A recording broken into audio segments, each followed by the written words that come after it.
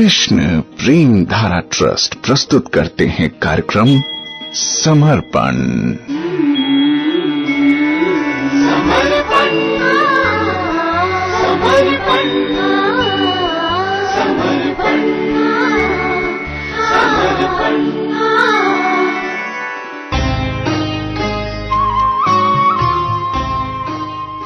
कार्यक्रम समर्पण में आपके साथ हूं मैं प्रेम धारा। नमस्कार, कैसे हैं आप सुनते चले आ रहे हैं। उद्धव जी के कहने पर भगवान श्री कृष्ण बहुत ही दया करके उनको उपदेश दे रहे हैं। श्री कृष्ण अपनी लीला समेटना चाह रहे हैं और उद्धव जी बहुत व्याकुल हो रहे थे, तो भगवान श्री कृष्ण ने उनको उपदेश देना प्रारंभ किया। तो उपदेश देते देते भगवान श्री कृष्ण ने उन्हें एक कथा सुनाई दत्तात्रेय जी के बारे में। उनका प्रसंग उठाया कि दत्तात्रेय जी ने 24 गुरु बनाए और उन 24 गुरुओं से अनेक शिक्षाएं ली, और उन शिक्षाओं को अगर कोई व्यक्ति सुनेगा तो उसकी जो माइक बुद्धि है, जो माया उस पर छाई हुई है, उसका नाश होगा, है ना। तो 11वें स्कंद के 8वें अध्याय में दत्तात्रेय जी ने जो कुछ एक गुरुओं से शिक्षाएं ली हैं, उन्हीं का वर्णन है। आपने सुना पिछली दफा कि दत्तात्रेय जी ने जो है अजगर से बहुत कुछ सीखा, और उसके बाद दत्तात्रेय जी ने समुद्र से बहुत कुछ सीखा। अब उन्होंने पतंगे से कुछ शिक्षा ग्रहण की है। ये जो पतंगे हम आसपास देखते हैं, बारिश में कहीं दिया जल रहा होता है तो वो उसमें कूद जाते हैं और मर जाते हैं। तो ऐसा क्यों होता है? ऐसा होता है क्योंकि वो रूप पर मोहित हो जाते हैं। तो रूप पर मोहित होने वालों का क्या हाल होता है, ये दत्तात्रेय जी सिखा रहे हैं। 7वें और 8वें श्लोक में कहा गया, दृष्ट्वा स्त्रियं देवमायां तद भावेर जितेन्द्रियः प्रलोभितः पतत्यन्धे तमस्यग्नौ पतंगवत् योषिधिरण्याभरणाम्बरादि द्रव्येषु माया रचितेषु मूढ़ः प्रलोभितात्मा युपभोग बुद्धया पतंग वनश्यति नष्ट दृष्टि। अर्थात, हे राजन, मैंने पतंगे से यह शिक्षा ग्रहण की है कि जैसे वो रूप पर मोहित होकर आग में कूद पड़ता है और जल मरता है, वैसे ही अपनी इंद्रियों को वश में ना रखने वाला पुरुष जब स्त्री को देखता है तो उसके हाव भाव पर लट्टू हो जाता है और घोर अंधकार में नरक में गिरकर अपना सत्यानाश कर बैठता है। सचमुच स्त्री देवताओं की वो माया है जिससे जीव भगवान या मोक्ष की प्राप्ति से वंचित रह जाता है।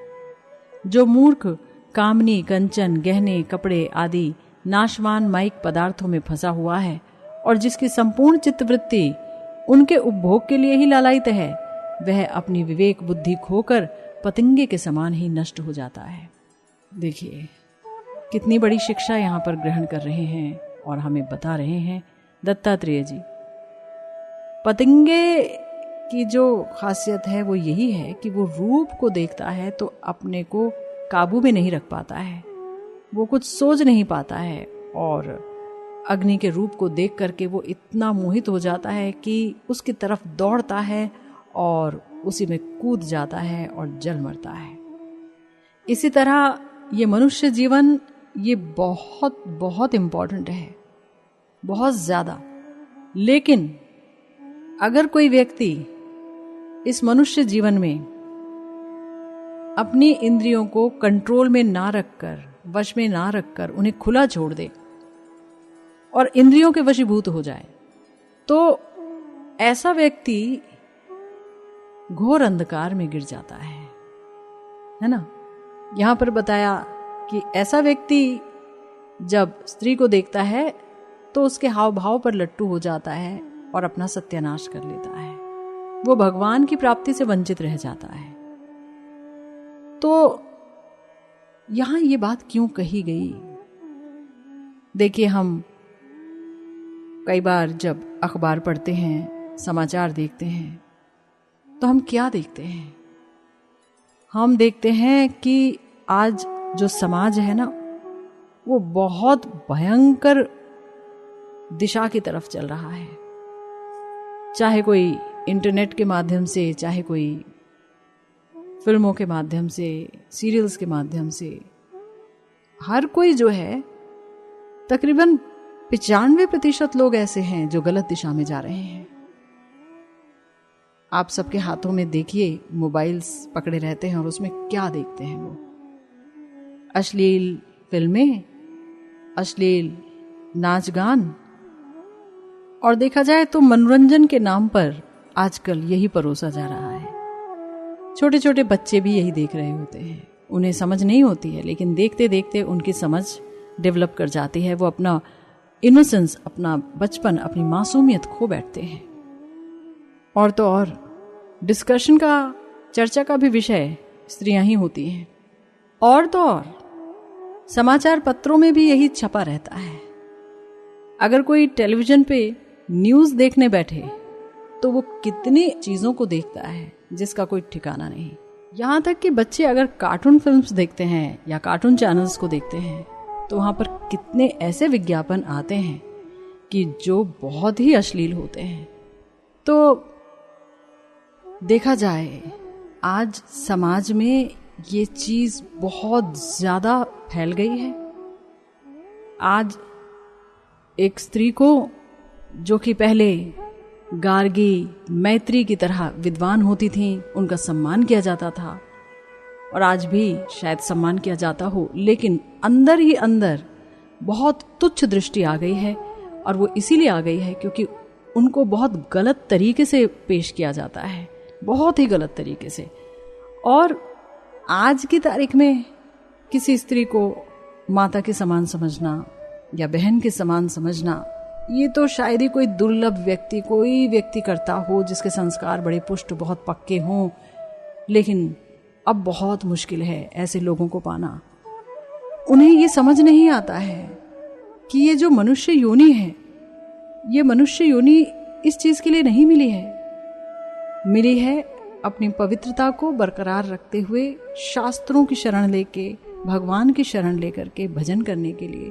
पुरुषों के लिए भी यही बात सत्य है और स्त्रियों के लिए भी यही बात सत्य है, दोनों ही, क्योंकि जीवात्माएं हैं। शरीर ही तो स्त्री और पुरुष के हैं, दोनों तो लिफाफे हैं। शरीर क्या है? एक वस्त्र है।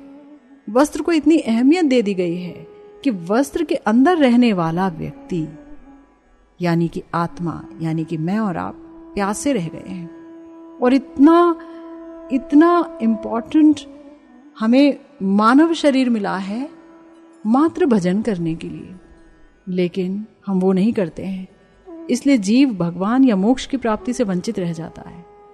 हालांकि हम देखते हैं हमारे आसपास बहुत पूजा पाठ कर रहे हैं लोग, या हम देखते हैं कि बहुत सारे प्रवचन भी हो रहे हैं, बहुत जगह भागवत सप्ताह भी हो रहे हैं, बहुत कुछ होता है, लेकिन तो भी पता नहीं क्यों लोगों पर असर नहीं होता है भगवत वाणी का। शायद इसलिए कि बोलने वाले पैसे के लिए बोल रहे होते हैं शायद, और सुनने वाले भी जा रहे होते हैं, सिर्फ एक कर्म की तरह उसे लेते हैं कि चलो सुन के आते हैं। और जो बहुत सो कॉल्ड मॉडर्न है वो तो बिल्कुल भी नहीं जाते हैं, है ना।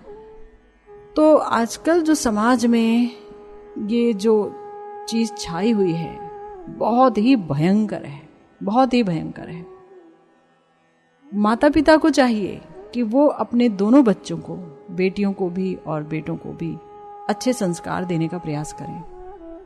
बेटों को भी समझाएं कि उन्हें अपनी इंद्रियों को वश में रखना चाहिए और किसी भी पराई स्त्री को अपनी बहन और माता की तरह ही देखनी चाहिए। हम अपने विचारों से मॉडर्न होते हैं, हमारे विचार मॉडर्न होने चाहिए। ये जो आधुनिकता की परिभाषा है ये बहुत गलत बन गई है आज समाज में। तो कैसे हमारे अंदर अच्छे संस्कार जागृत होंगे? देखिए, गलतियां तो किसी से भी हो सकती हैं, है ना, लेकिन सच्चाई तो जानना जरूरी है, और सच का जो मार्ग है, सत्य मार्ग है, उसे लेना भी बहुत आवश्यक है। और ये हो सकता है सिर्फ एक ही तरीके से, जब हम भगवान का भजन करने लगेंगे तभी हमारे संस्कार सही होंगे।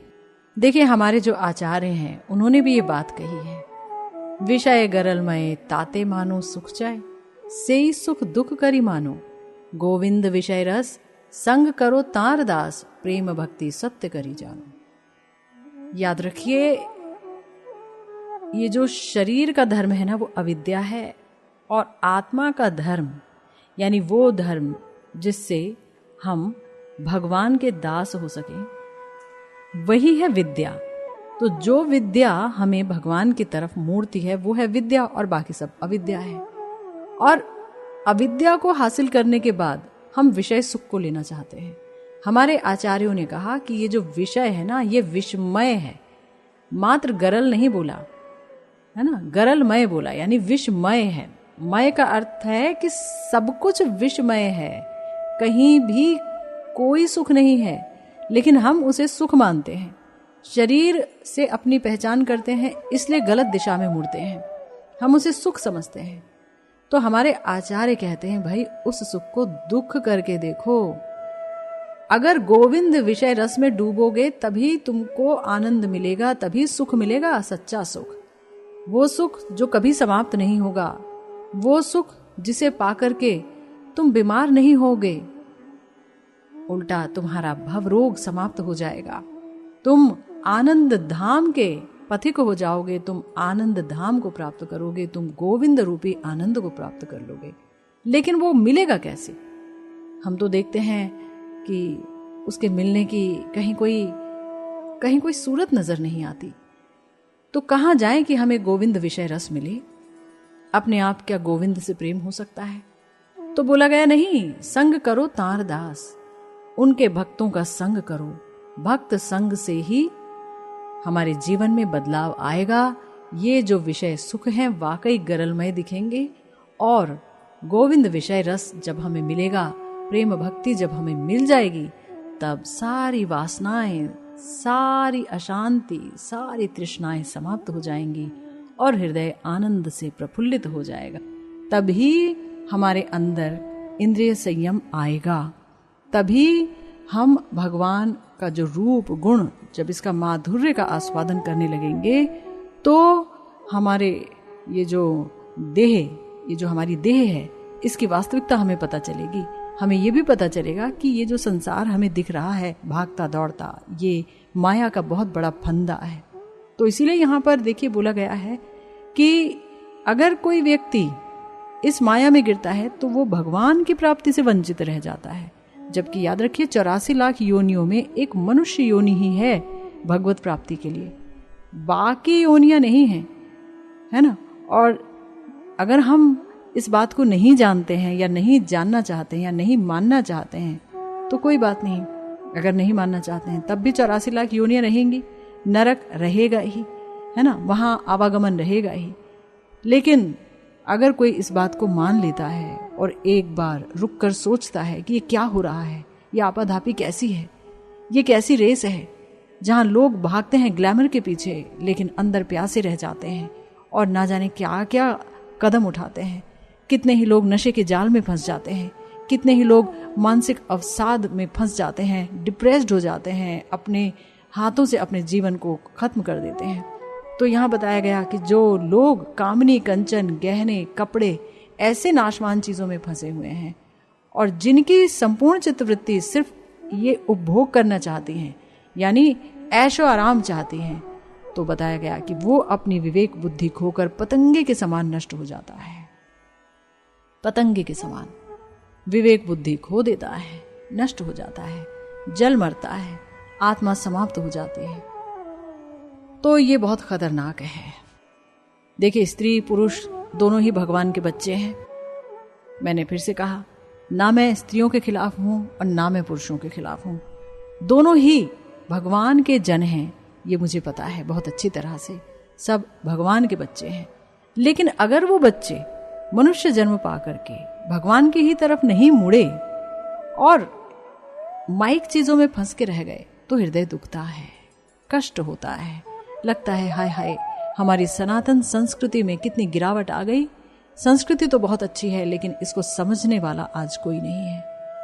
बाहर के लोग आकर के हमें समझा रहे हैं अपनी भाषा में, तो हम उनसे समझते हैं, और वो भी कुछ लोग हैं जो उनसे भी समझ पाते हैं, है ना। अभी तो लोग कर्मकांड में और कह लीजिए रिजिडिटी, कट्टरवाद में पड़े हुए हैं और अपने को फला फला धर्म का बताते हैं कि हम ये हैं वो हैं।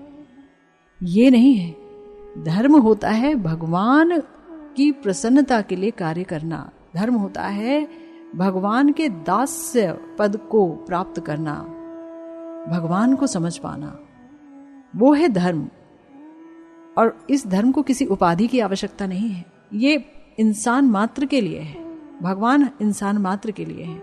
इसीलिए यहाँ पर दत्तात्रेय जी कह रहे हैं कि अपनी चित्त वृत्ति को संभालिए, अपनी इंद्रियों को संभालिए, नहीं तो जैसे पतंगा एक रूप के पीछे भागता है और जल मरता है, उसे समझ ही नहीं आता, उसका जीवन खो जाता है, ऐसे ही हमारी हालत भी होगी।